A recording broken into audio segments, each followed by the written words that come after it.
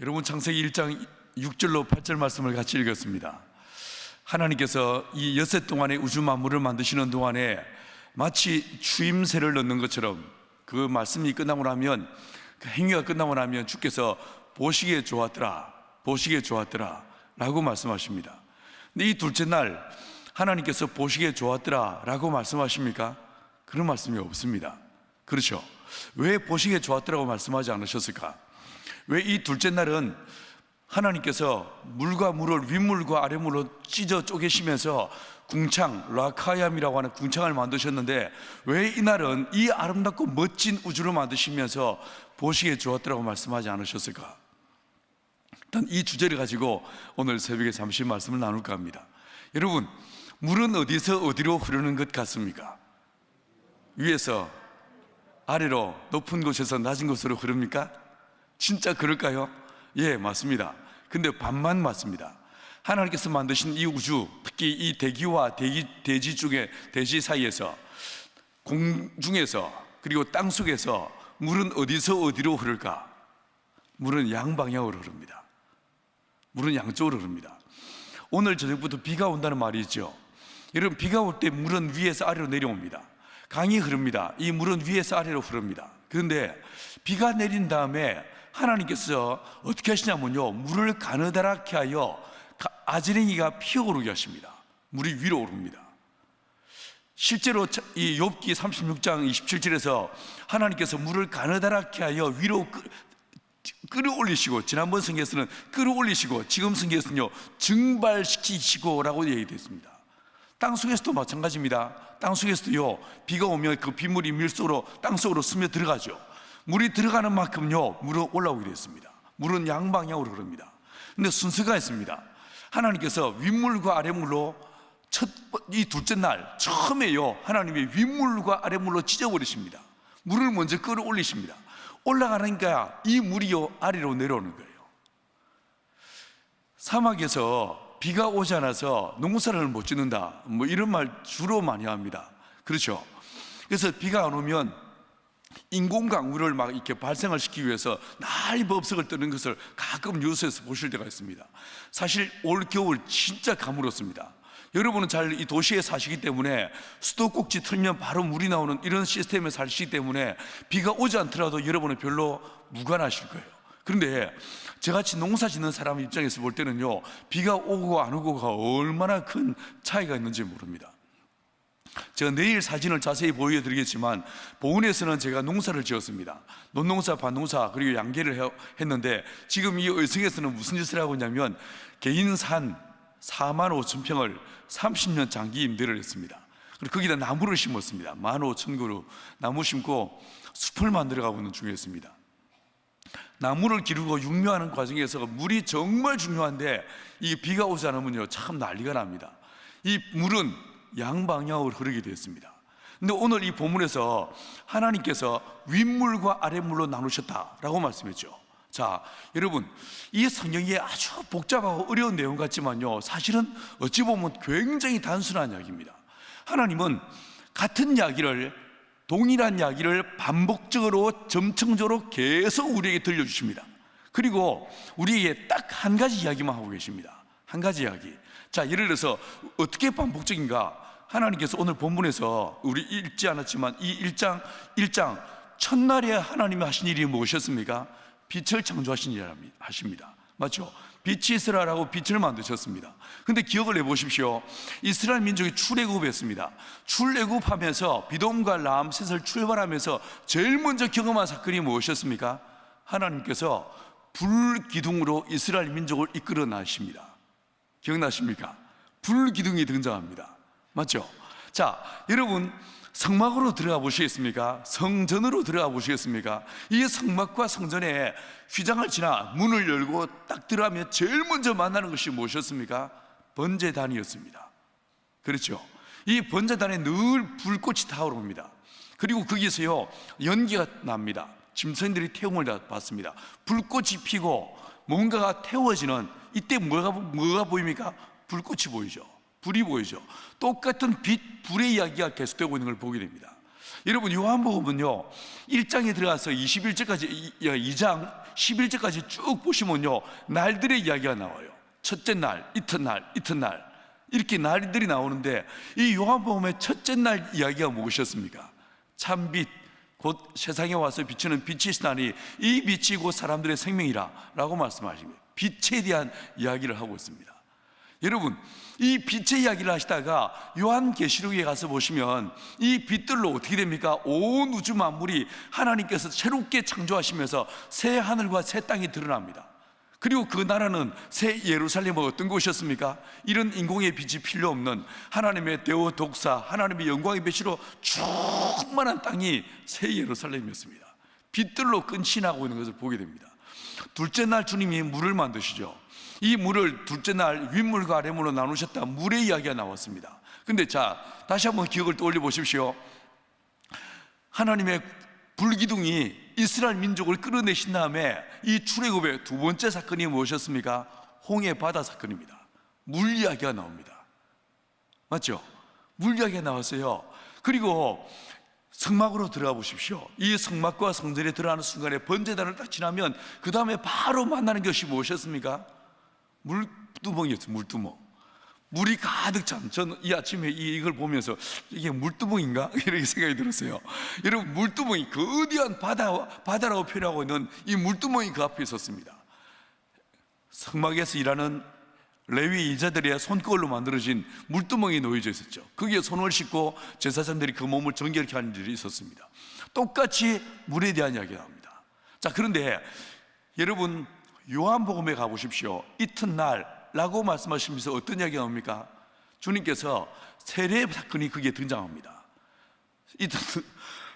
이튿날 세례 요한이 예수님을 보고 뭐라고 합니까? 보라, 세상 죄를 지원한 하나님의 어린 양라고 이야기하고 있는 걸 보게 됩니다. 여러분, 똑같은 물의 이야기가 계속 반복됩니다. 반복되다가 요한계시록 21장 1절에 가면 무슨 말씀 나옵니까? 내가 또 봄에 새 하늘과 새 땅이 등장합니다. 그리고 뭐라고 했습니까? 처음 하늘과 처음 땅은 다시 있지 않더라 라고 하시면서 이어서 뭐라고 했습니까? 바다도 다시 있지 않더라 라고 말합니다. 바다가 사라져 버립니다. 바다가 어디로 갔을까요? 어디로 이 바다가 사라진 것입니까? 여러분, 이 물에 대한 이야기가 나오다가 요한계시록에 와서는요 이 바다도 다시 있지 않았다라고 말하고 있습니다. 그리고 이 본문에서는 보시기에 좋았더라는 말이 없습니다. 여러분, 이 물의 이야기에서 왜 보시기에 좋았더라고 말씀하지 않으셨을까요? 하나님께서 이 우주를 창조하시는 그 다음의 원리를 보시면요, 주님께서 첫날 빛과 어둠을 나누셨어요. 그리고 둘째 날 이 물과 물을 나누십니다. 나누시는데 이 나누어 두신 것을 이 두 가지가 합쳐버리면 이게 뭐가 되냐면요, 이게 하나님의 심판이 됩니다. 하나님의 저주가 됩니다. 자, 예를 들어서 첫날 주님이 빛과 어둠을 만드시고 나누셔서 이걸 낮과 밤이라고 말씀하셨는데, 이 낮과 밤이, 빛과 어둠이 갑자기요 어느 한순간에 두 개가 만나버립니다. 언제 만났습니까? 출애굽할 때 재앙을 내리시는데 어느 날 주님께서 대명천지의 한낮에 어둠이 빛을 잠식하게 만드십니다. 사흘 동안이나 빛이 조금도 없는 캄캄한 칠흑 같은 어둠이 그 땅을 덮게 만드셨습니다. 기억나십니까? 이게 무엇이었습니까? 하나님의 심판이었습니다. 재앙이었습니다. 여러분, 똑같습니다.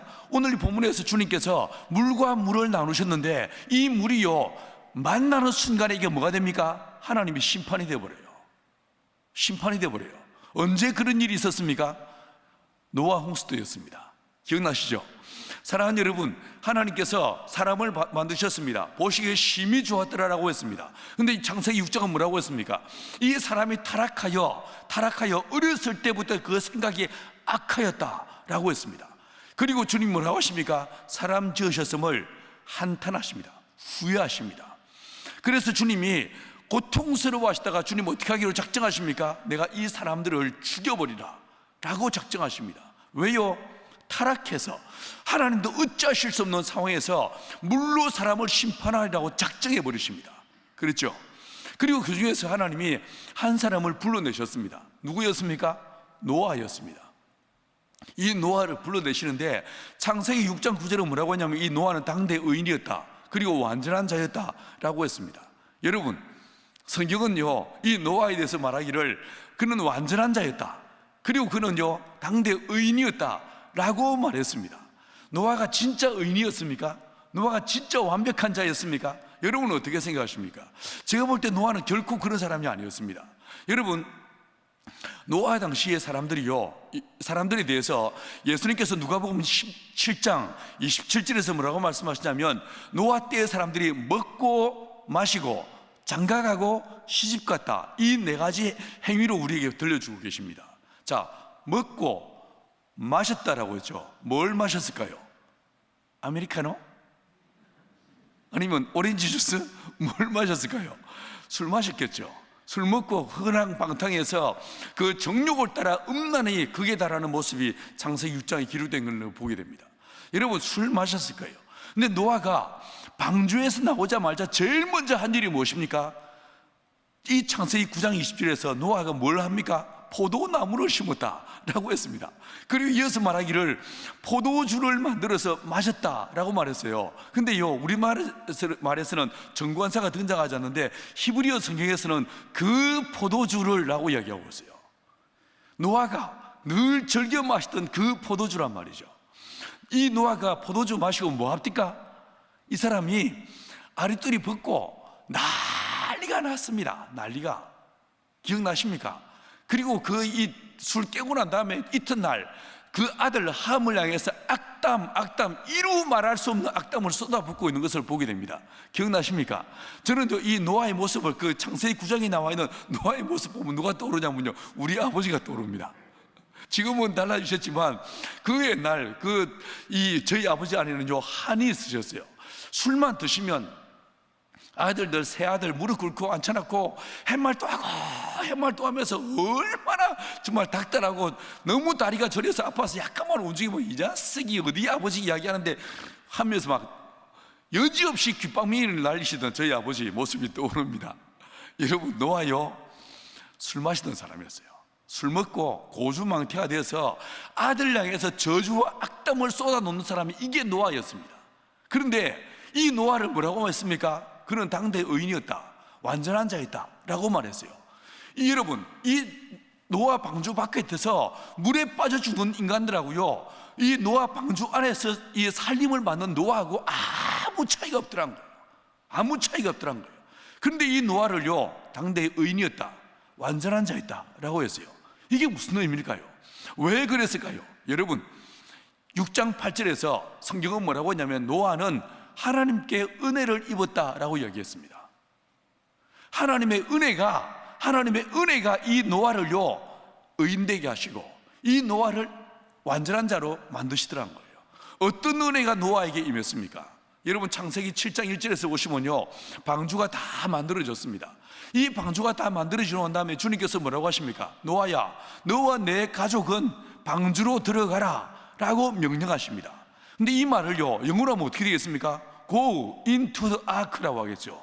그런데요, 이게 킹 제임스 버전 이전에서는요 이게 go가 아니었습니다. 뭐라고 됐었냐면요, come into the ark라고 됐었어요. 실제로 이 히브리어 보라는 단어를 쓰고 있는데 이 보가 come이라고 해석하는 게 더 맞는 단어입니다.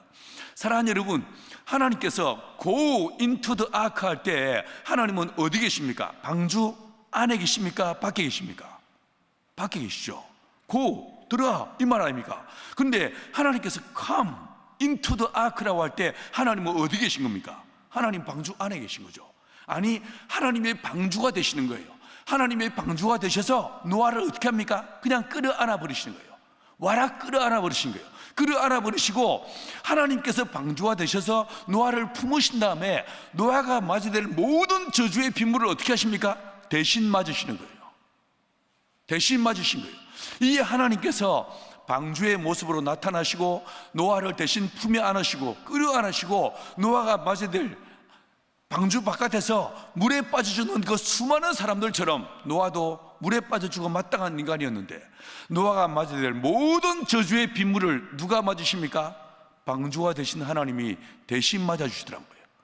여러분, 물은요 위에 올라간 물은 반드시 쏟아지게 되어 있습니다. 근데 이것이 어느 날 저주의 빗물로 누구에게 쏟아졌습니까? 죄인들 위에, 이 죄인들 위에 물이 쏟아졌고 이 빗물이요 모든 사람들을 코로 기식하는 모든 자들을 죽여버렸다라고 성경은 이야기하고 있습니다. 사랑하는 여러분, 하나님께서 이 노아가 물에 빠져 죽게 하셨는데, 여러분 다시 한번 이 이스라엘 민족과 함께 출애굽의 사건으로 한번 들어가 보십시다. 둘째 날 홍해 바다 앞에 섰습니다. 여러분, 이때 이 이스라엘 민족들이 이 바닷물을 보는 순간에 어떤 말을 합니까? 이 이스라엘 민족이요, 지난 그 세월 동안에 10가지의 재앙을 내리는 동안에 애굽에서 하나님이 누구신지를 보았습니다. 하나님이 어떤 분인지를 보았습니다. 이스라엘 민족 구하기 위해서 이 애굽 땅을요 완전히 도탄에 빠지게 만들어버리시고 망하게 만드신 이 무서운 하나님의 능력과 주의 손길을 보았습니다. 그럼에도 불구하고 홍해 그 시퍼런 바닷물을 보는 순간에 이스라엘 민족이 뭐라고 말합니까? 애굽에 매장지가 없어서 우리를 여기 끌어내서 우리를 죽게 하느냐라고 고함 지으면서 아각대고 있는 모습 기억나십니까? 여러분, 이스라엘 민족은 이 홍해 바다 앞에 섰을 때 그 물에 빠져 죽는 애굽 사람들보다 믿음이 좋았습니까? 아니었습니다. 똑같습니다. 똑같이 불평하고 똑같이 원망하고 똑같이요 하나님을 향해서 삿대질하는 게 이스라엘 민족이었습니다. 믿음이 없는 불신의 사람들이 이 이스라엘 민족이었습니다. 여러분, 그런데요 성경은 뭐라고 말하고 있습니까? 이 이스라엘 민족이 홍해 바다 앞에 섰던 그 장면을 고린도전서 10장 1절에서 2절에서 바울이 뭐라고 말합니까? 우리 조상들이 구름 아래에 있었고 바다 가운데서, 그리고 다음에 이어서 뭐라고 말하냐면요, 모세에게 속하여 구름과 바다에서 세례를 받고 라고 이야기하고 있습니다.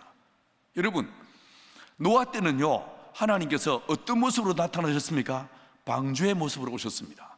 하나님이 직접 방주가 되셔서 이스라엘 민족을 끌어안아 버리시고 품어버리시고 이스라엘 사람들을 살리시더란 거예요. 노아의 사람들을 살리시더란 거예요.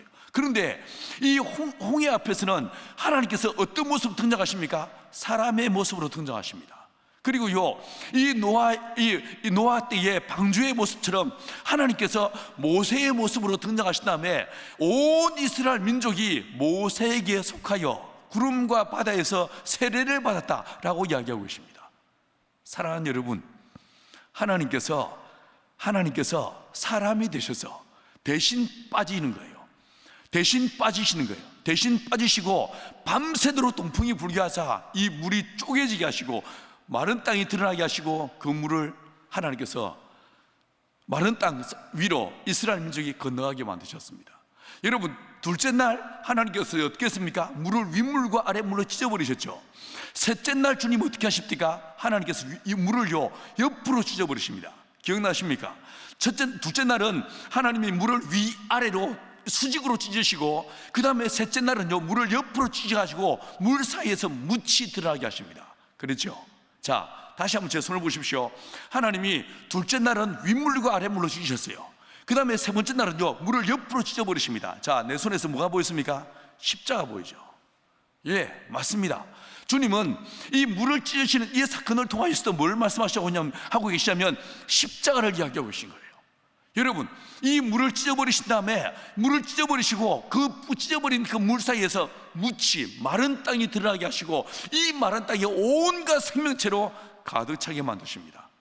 주님께서 부활의 역사, 십자가를 통해서 우리의 죄악을 도말하시고, 그리고 부활의 역사를 통해서 영원한 생명을 우리 인류에게 허락하실 것을 창세기 이야기를 통해서 우리에게 들려주고 계신 거예요. 사랑하는 여러분, 사실은 이스라엘 민족 애굽 병사들과 똑같이 물에 빠져 죽어 마땅한 인간들이었지만 누구에게 속하여? 모세에게 속하여 이 이스라엘 사람들이 구름과 바다에서 세례를 받고 구원을 얻게 되더란 것입니다. 자, 사랑하는 여러분, 창세기 15장으로 한번 가보시겠습니까? 그 가서 보시면요 하나님께서 어느 날 이 아브라함을 만나시는데, 아브라함이 롯을 구해낸 사건, 바로 그 다음 사건이었습니다. 어느 날 주님 찾아오셨는데 이 때에 아브라함 할아버지께서 몹시 마음이 상하셨던 것 같습니다. 아마도 이 영적 침체에 빠지셨던 것 같습니다. 롯이 위험에 처했을 때 내가 도와줬는데 나는 아들도 없고 내가 진짜 어려움을 만나면 누가 날 도와주지? 이런 절망에 빠졌던 것 같습니다. 하나님께서 이 아브라함을 찾아오셔서, 아브라함아, 나는 전능한 하나님이다. 내가 너의 방패요, 너의 큰 상급이다 라고 말씀하시죠. 하나님 뭐라고 하십니까? 이 아브라함이 하나님께 뭐라고 말합니까? 됐습니다. 아이고 하나님, 도대체 내한테 뭐가 있습니까? 주님께서 내게 해주신 게 뭐가 있습니까? 라고 막 해붙이고 있는 모습을 상상할 수 있지 않습니까? 이런 이 아브라함을 향해서 주님께서 약속을 주십니다. 자, 아브라함아, 동서남북을 바라봐라. 이 모든 땅을 내가 너에게 주겠다. 하늘의 별을 봐라. 저 뭇별들처럼 네 후손들이 그렇게 많게 될 것이다 라고 약속을 주십니다. 여러분, 이 아브라함이 믿지 못합니다.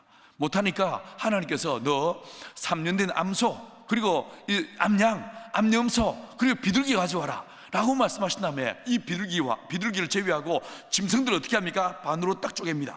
반으로 쪼개서 딱 펼쳐놨습니다. 그리고요, 펼쳐놓은 다음에, 그리고 그 다음에 아브라함이 그 옆에서 지켜보고 있겠습니다. 원래 이 근동 사회에서는요, 계약을 체결할 때 짐승을 쪼갭니다. 쪼개고 쪼갠 짐승을 둘로 딱 펼쳐놓고 그 사이를 계약의 당사자 두 사람이 손을 잡고 지나가게 되었습니다. 무슨 뜻이냐면요, 계약을 어기면 이 짐승처럼 죽임을 당하게 될 것이다 라는 말이에요. 자, 그런데요, 그날 밤에 하나님이 늦게 찾아오십니다. 다시 찾아오십니다. 그때 그 장면에서 보시면 기억을 떠올려 보십시오.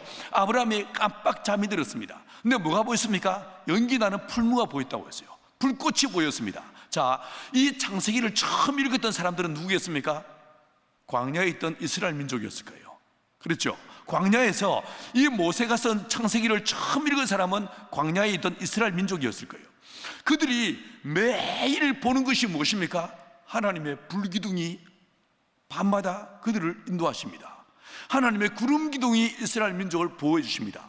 여러분, 타는 연기, 불꽃 딱 듣는 순간에 온 이스라엘 사람들은 무엇을 떠올렸겠습니까? 아, 하나님 오셨구나, 이 말 하지 않았겠습니까? 예, 맞습니다. 하나님 오셨습니다. 자, 짐승 둘로 쪼개놨는데 아브라함은 옆에 서 있습니다. 그런데 하나님께서 그 불꽃의 모습으로, 타는 불무의 모습으로 어떻게 하십니까? 그 짐승 사이를 하나님이 홀로 지나가십니다.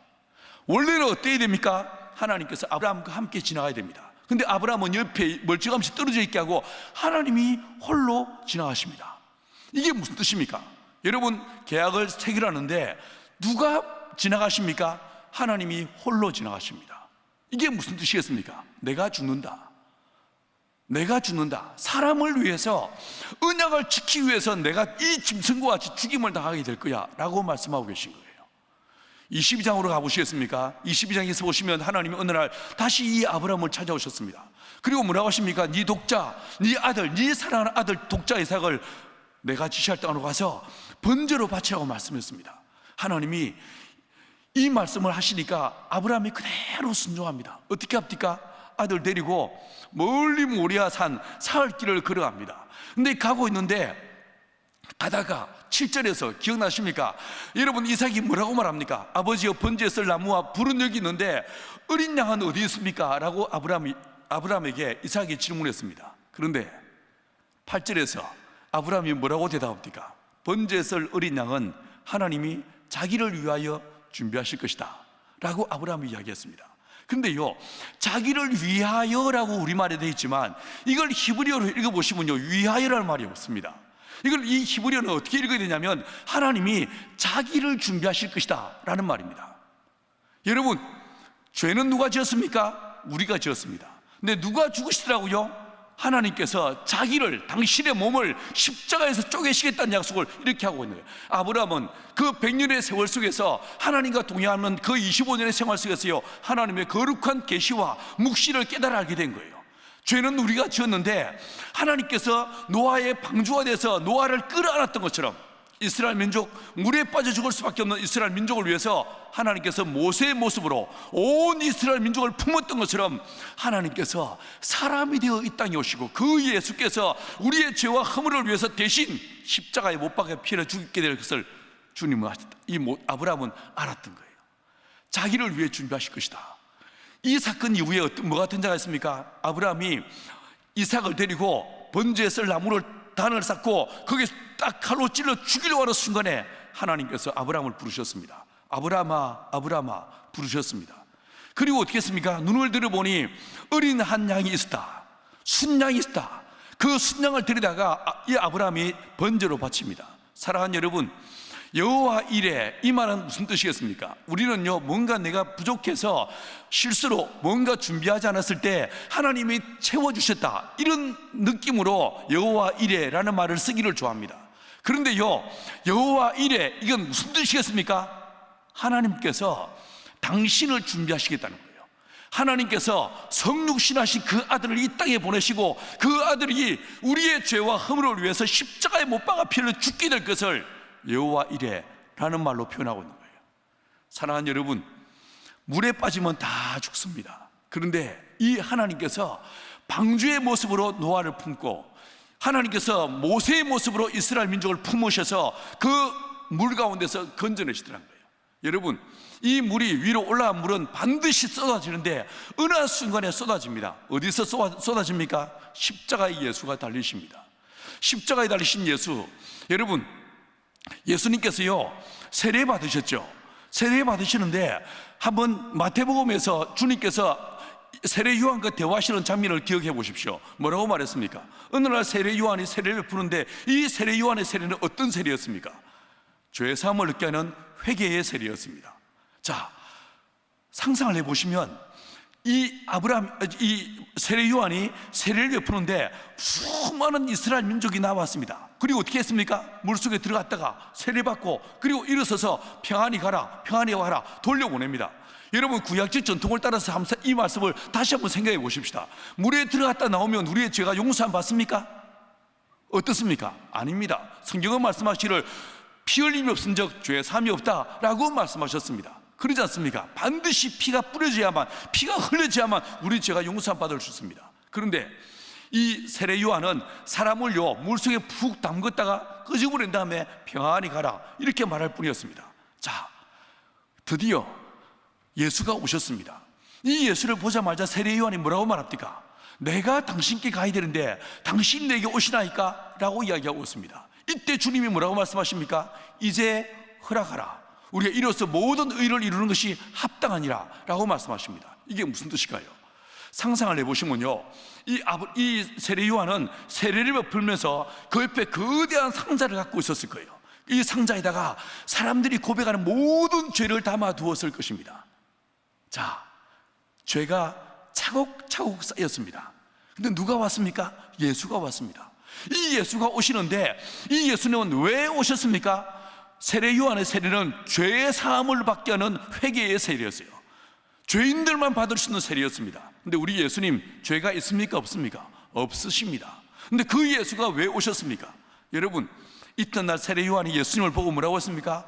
보라, 세상 죄를 지고 하는 하나님의 어린 양라고 말했습니다. 예수가 오시는데 이 예수님은 자기의 죄를 자백하고 회개하고 용서를 받기 위한 세례가 아니었습니다. 예수님의 세례 받으시는 순간에 이 세례 요한이 모아뒀던 모든 죄가 예수님에게 전가되는 거예요. 전가되는 거예요. 예수에게 다 뒤집어 씌워지게 되는 거예요.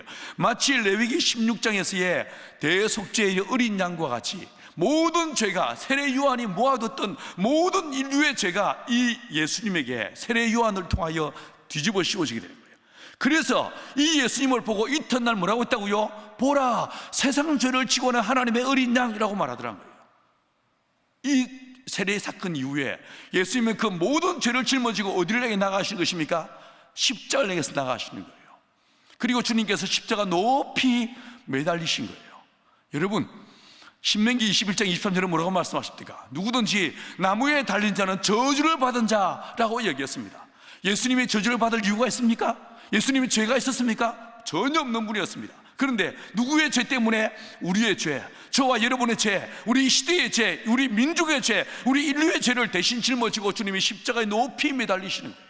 그리고 그 위에 뭐가 쏟아집니까? 저주의 빗물이 쏟아지는 거예요. 여러분, 물이 올라갔으면 내려오고 이 물에 의해서 죽음을 당할 수밖에 없는데 이 저주의 빗물이 누구 위에 쏟아지더라고요? 예수 위에 쏟아지더라고요. 죄로 말미암아 우리 예수님 십자가에 높이 달리시고 이 저주의 빗물이 쏟아지는 이 상황, 마치 방주 위에 물이 쏟아지는데 방주 안에 있는 노아가 맞게 될 그 빗물을 방주가 대신 다 맞는 것처럼 우리 인류 위에, 내 위에 쏟아져야 될 모든 저주의 빗물이 누구 위에 쏟아지더라고요? 예수 위에 쏟아지더라고요. 그래서 이 빗물이, 올라간 이 물이 어딘가에 쏟아질 걸 아시는데 누구 위에 쏟아진다고요? 예수 위에, 하나님의 아들 독생자 예수 위에 쏟아질 걸 주님이 아시다 보니까 보시기에 좋았더라고 말씀하지 않으신 거예요. 주님께서 내 위에, 우리 위에 쏟아져야 될 모든 저주의 빗물을 대신 다 담당하셨기 때문에 바다도 다시 있지 않더라 라고 말씀하시는 거예요. 물이 사라져버린 거예요. 예수님께서 우리 위에 쏟아져야 될 모든 저주의 빗물과 그 바닷물을 다, 죄악을 대신 담당하셨기 때문에, 십자가를 통하여 완벽하게 도말하셨기 때문에 바다도 다시 있지 않더라 라고 성경은 이야기하고 있는 것입니다. 사랑하는 여러분, 저와 여러분의 인생 죄인의 인생일 수밖에 없습니다. 노아와 같이 그 방주에서 나온 다음에 또 죄를 짓는 이 노아의 모습이 딱 내 모습이니까 이게 우리의 모습이지 않겠습니까? 그런데 하나님께서 방주의 모습으로 노아를 대신 품어주셨던 것처럼 저와 여러분이 오직 주 예수의 십자가, 그 예수의 십자가 아래 나가고 예수의 십자가 아래 들어갈 때에 예수의 십자가의 피가 우리의 죄를 도말하시고 저와 여러분을 정결케 하시며 우리 안에 새 생명을 더하셔서 죄와 상관없는, 죄를 이기는 영원한 생명의 능력으로 저와 여러분을 승리케 하실 줄 믿습니다. 여러분, 오늘 이 새벽 우리를 위해서 대신 십자가에 높이 달리사 내 죄를 대신 담당하시는 그 은혜의 십자가 앞으로 나아가는 저와 여러분들에게 간절히 축원합니다. 우리는 나의 약함을 봅니다. 그런데 주님께서는 예수의 십자가를 통하여 우리를 보기를 원하십니다. 예수의 십자가가 나를 덮으시고 그 은혜의 날개 아래 우리가 들어감으로 인해서 예수의 십자가의 피, 그 피 흘리심, 그 죽으심, 못 박힌 그 손의 은혜와 능력을 통하여 저와 여러분 안에 하나님의 은혜가, 하나님의 생명이 충만히 부어지는 은혜가 있게 되기를 간절히 축원합니다. 기도하시겠습니다. 이 시간 기도할 때 합심해서 한번 기도하십시다. 사랑하는 여러분, 우리는 노아 방주 바깥에서 물에 빠져 죽던 사람들과 똑같은 사람들입니다. 여러분, 홍수가 나서 다 빠져 죽는 그 자리에서 나도 그 물 가운데서 바다에 빠져 죽을 수밖에 없는 자가 저와 여러분들이었습니다. 뿐만 아닙니다. 여러분, 홍해 바다 앞에서 그 물에 빠져 죽던 애굽의 병사들처럼 나도 죽을 수밖에 없는 자들이었습니다. 그런데 하나님께서 방주가 되셔서 노아를 끌어안으신 것처럼, 모세의 모습으로 이스라엘 민족을 끌어안으신 것처럼 예수 십자가의 피를 통하여 나를 품어주시고 끌어안아 주셨습니다. 주님, 내 힘으로 서지 않고 내 힘 의지하지 않고 나의 의를 자랑하지 않고 날마다 예수의 십자가 앞에 납작 엎드리게 하여 주옵소서. 예수 아니고는 내게 소망이 없고 예수 아니고는 내게 길이 없음을 믿음으로 고백합니다. 주님, 내 안에 성령의 충만함을 다하사 오직 예수 이름으로 서게 하여 주옵소서. 예수 날개 아래 나를 품어 주옵소서. 하나님, 내 자녀들을, 내 가족들을 주여 새롭게 대통령이 뽑혔는데 이 나라, 이 민족을 주의 십자가로 덮어 주옵소서. 이 민족을 주의 은혜로 덮어 주옵소서. 함께 한번 합심해서 저와 여러분을 위해서, 이 나라, 이 민족을 위해서 합심해서 통수로 다 같이 기도하며 나아가시겠습니다. 주여